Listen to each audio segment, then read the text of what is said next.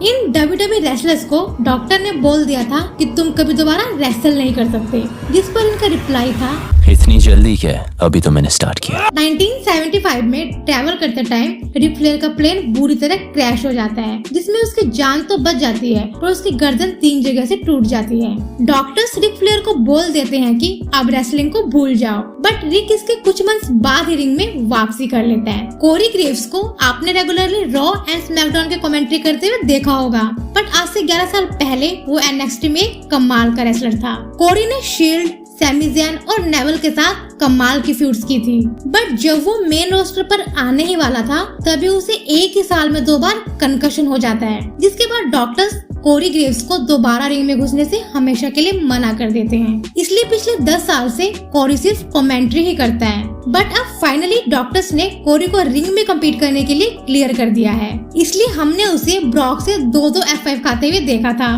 बस अब ये देखना है कि WWE कोरी को फिर से रिंग में कब उतारते हैं।